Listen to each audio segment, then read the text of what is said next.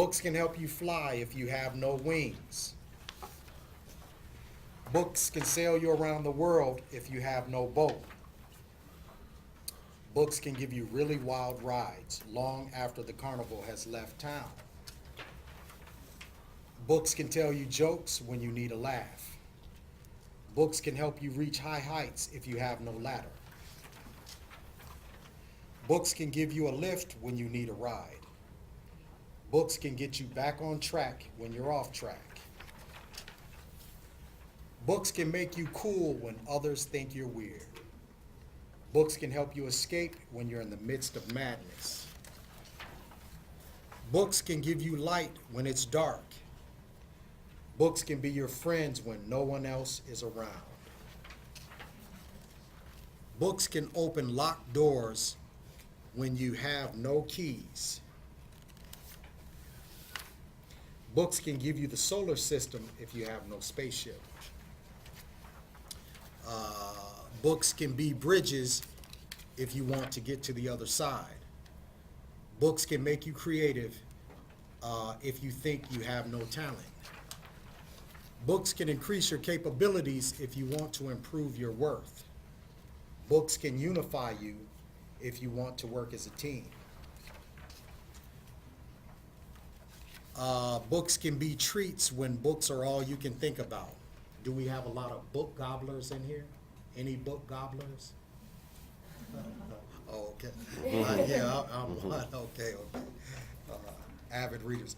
Books can help you up after you've fallen down. Books can do amazing things. Thank you.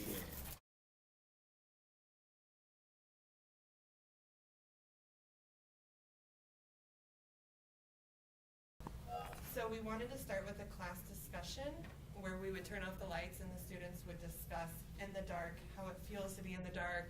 If you feel like you have options to get out, maybe relate it to outside of school stuff too, like what kind of feelings do you have when you're in the dark? Do you ever feel trapped or scared?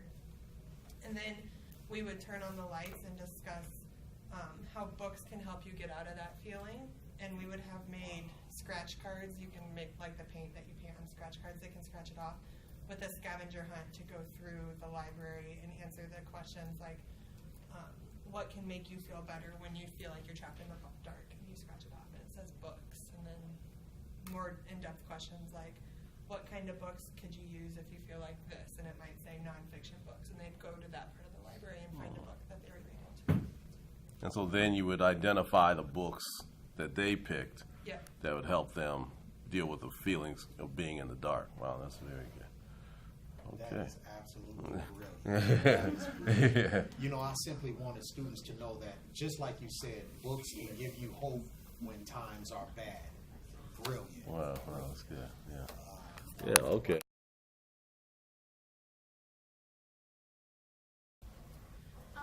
So we would start out by maybe talking about where you've been, if you've been anywhere around the world, what it's like, how it's different. And then we went ahead and just chose a book. You could choose any book, but we chose, Are We There Yet? And it takes place in Australia. So we would read the book and then use a map to talk about where Australia is in comparison to where we are and what the differences were. And then we just listed some possible activities, like you could make a brochure about a place, or you could write about a family vacation, or you could plan a trip somewhere. Basically just getting them used to looking at a map and how books can show you different places. Excellent, excellent.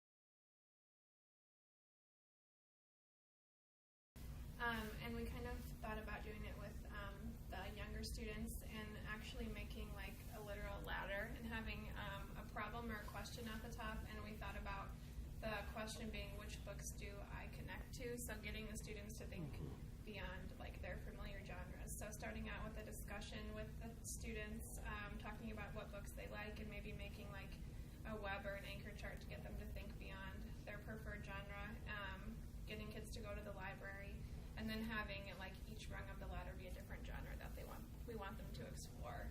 And then at the end they get to share the books that they connected with, and then like incorporating read aloud experiences with the books that they chose. So I just had a question. This maybe just kind of speculate off the top of your head. Given that you have an activity where students are selecting books that they connect to, what would you as teachers do with that information? I mean, you could use that to base any lesson to really take it further. By getting their interest in the books that they prefer, you can use those to tie them to the curriculum and have the kids. I mean, you'll get their attention if you know what they like. You can relate to them and form a better connection and bond between them. Excellent, excellent. Wow, that's good. So this whole class is really, I'm very pleased. I mean, you guys think so well in terms of how to make connections, how the connection, first of all, the connections are important. We're just having a conversation over here that a lot of teachers don't even know that that's what they really need to do. They have the curriculum guides that cover this, and they just kind of go through it and don't realize that these connections, are just very important. So you do an outstanding job. Okay, Rachel. And we made it into a two-part lesson. The first part, we would kind of talk about, like, what does the author mean by the mist of madness? Like, what do you think that means to you? And then think about, like, a time you've experienced madness or mayhem and you felt like you couldn't get out of it. And what are some of the things that you are feeling down about or overwhelmed with? And then we're going to have them take out their journals. They'll all have their own little journal book, and it's their own thing. They can express themselves however they want, pictures, words, both, whatever, in their journal. And we're going to ask them to just kind of jot down some ideas that of when they felt overwhelmed, when they felt like they were in the midst of mayhem. And then the second part, we'd have them go to the library, and we would have worked with the librarian to have some books pulled about kids who have been overwhelmed or have overcome something or overcome an obstacle. And they would pick one of those books, and they'd all be reading them, and then they would go back to their journals and write how this book could help them through a time in their life, or how the character overcame that obstacle in their life, and use that book to show that they can overcome everything. And we're both middle level focused. Oh, okay, all right. Kind of reaching more in that area. And we said that we would start by having like a discussion with the students and provide them with different topics that are kind of hard to discuss. So it could be anything from like depression to family issues of divorce or single parent, poverty, things like that, where it might be hard to teach it. However, your students are going to be going through it at some time. So it's still something that needs to be brought up. And we would have the students kind of bring about maybe books that they've heard of that have touched on the topic, or maybe they've read. And then if students can't really find a connection between a book and that topic that we give them, we can obviously go to the librarian and kind of do like a co-teaching lesson that we kind of talked about last class. And then she or he can help us find books for them. And then after they find their books, the students would read them, and they'd be in groups so that they could have like little kind of lit circles within and kind of discuss what's going on in the story. And then we'd have closing questions that they would answer, just to kind of like how does the main character get through the issue to see the light through the bad time or the darkness, in a sense. And then it can be relatable to them too, because it could be a situation that they're going through or they know someone that's going through. Right. I just think it's important that like the students have a list of books that they can turn to. They maybe don't need to be like say like this is my issue right now, but at least they know like this book deals with this book deals with this, and they can refer to it as the year goes on. Like, wow, excellent, what excellent. interests them or what they need at that time. So. Yeah, and I like how so many of your activities are generating more reading and generating a purpose for reading, because a lot of times we're taking that for granted, but given that experience, they're going to know, okay, if I'm having trouble, books are a resource, and a lot of kids don't know that. A lot of teachers don't know that kids need to be taught that. In your book. We picked the sentence, books can tell you jokes when you need a laugh. And we kind of focused it around like language arts, and incorporating a lesson on like nouns and adjectives and adverbs and verbs. And we were going to do a class Mad Lib where each student goes around and like volunteers a word with a certain part of speech. And then they read it back, and they can see that like reading is fun. and then they would each create their own joke and add an illustration to it, so then it would combine to be like a class joke book that they can read like during free time or whatever. Excellent. Very good. Very good.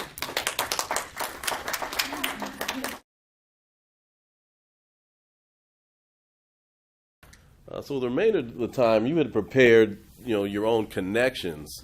So if you would like to share some of those, because there's almost like a story behind each page. So Right, if you kind of right. give us your insights, that would be Okay. great. Okay.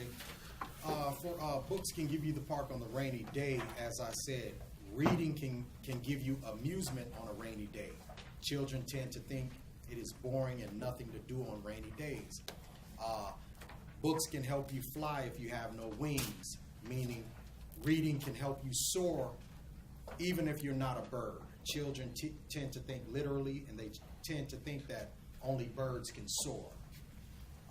Books can sail you around the world if you have no boat. You can sail around the world when you read books about voyages by boat. Read Langston Hughes' autobiography, The Big Sea. I never read Moby Dick, but I'm assuming that's pretty much the same thing. Children tend to think that they can sail only if they're in a boat. Books can give you really wild rides long after the carnival has left town, meaning you can experience really wild experiences long after carnival season by simply reading certain books. Typically, children get the message and the example that they can only get wild experiences through alcohol and other drugs in society, pretty much, and other non-productive things. Books can tell you jokes when you need a laugh. Obviously, reading joke books, reading can make you laugh when you want to laugh. I won't expound. Books can help you achieve high heights if you have no ladder, meaning reading can take you to the very top, even if you have absolutely no support system, no group. Books can give you a lift when you need a ride, meaning reading can lift your spirits when you need a fun experience. Books can get you back on track when you're off track, meaning reading can get you back focused when you've lost focus. Books can make you cool when others think you're weird, meaning reading can prove to you that you're okay. It can validate you as people who don't have a clue are saying you're strange. Let me. I was curious where that particular motivation to include that concept came from. That's very important, I think. Yeah, reading is obviously cool, and a lot of times people are going to say, consider readers very weird and stuff like that. Yeah, call them nerds and stuff Yeah, like they that. call them nerds, obviously. And reading different books and stuff like that is validating you and telling you that all your interests are cool, especially when they're healthy and stuff like that. So you might not have you might have fictional characters who are saying, reading is cool, being a vegetarian is cool, or whatever. And everybody in your neighborhood might be calling you weird. You're not cool if you don't drink, but this character in the book, he doesn't drink. Yeah, so they provide the validation for the choices that you made. Yeah, Right, that's right. Books can help you escape when you're in the midst of madness, meaning reading can help you block out insane or chaotic environments while you're of insane environments, just in case you're stuck in it, as a child or a teen. Books can give you light when it's dark, meaning reading can give you hope when times are bad. Books can be your friends when no one else is around, meaning reading can keep you company when you're alone. Books can open locked doors when you have no keys, meaning reading can create opportunities for you when opportunities seem impossible. Just a couple of more. Books can give you the solar system if you have no spaceship. Reading can enable you to experience the universe even if you're not an astronaut. Books can be bridges if you want to get to the other side, meaning reading can give you an understanding and an appreciation for everyone different from yourself. Books can make you creative if you think you have no talent, meaning reading can bring out your talents and make you creative no matter how uncreative you think you are. Books can increase your capabilities. This is my favorite. Books can increase your capabilities if you want to improve your worth, meaning reading can improve your abilities or multiply your abilities, which will make you more financially valuable, romantically valuable, and more valuable in other ways. Books can unify you if you want to work as a team, meaning reading can bring people together by giving them a common knowledge, which would give them a common understanding or a common goal, which would have them working together. Books can be treats when books are all you can think about, meaning books, which are nothing but bounded information, can be highly prized when you are one of those people who are intelligent enough to value information. Last two, books can help you up after you've fallen down, meaning books can pick you up. Even books can pick you up if you've fallen into a bad rut in life. And books can do amazing things, meaning reading can work wonders. Yeah. Thank you. So you're welcome. And what's also very interesting, so it's almost like an implied reading list in so many of those pages, because once you want to pursue that idea, there's a set of books that illustrate that idea. Jesse? In today's classrooms, as teachers, especially elementary teachers, we feel the pressure to teach to the test per se. That's a term we use in a lot of our classrooms, is something to avoid. But unfortunately, the school districts haven't really hopped on that boat that our professors have in teaching us to avoid that. And they really push those standardized test scores. Where I'm getting at with this is, I feel like we've lost opportunity to teach our kids imagination. And most of the things that you've said in this book require imagination. What are your tips and maybe ideas to incorporate that imagination back into the classroom, even though we're losing that recess time and we're losing that time to let our children play and discover things on their own? Well, you know what? I think you guys came up with brilliant classroom activities just doing these activities, and I think that could do it. I mean, those were brilliant ideas, brilliant activities, and I think that could kind of, I think that could do it. I think one other thing, related to just learning kind of tricks to really deal with, the test. It's not even so much the test, but if you can link now it's the Common Core and all of that. But if you learn what the Common Core asks for, I'm sure that you can find elements in there that connect to just what you've done.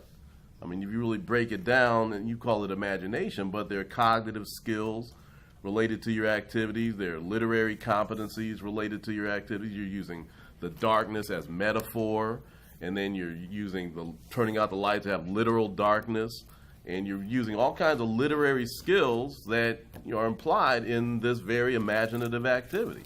You just kind of have to go back into the core, find out, okay, where do these skills get named, and before you start your lesson, kind of list out. So it's, instead of, I think some people get the attitude there's nothing you can do, and they just get resentful and they get angry.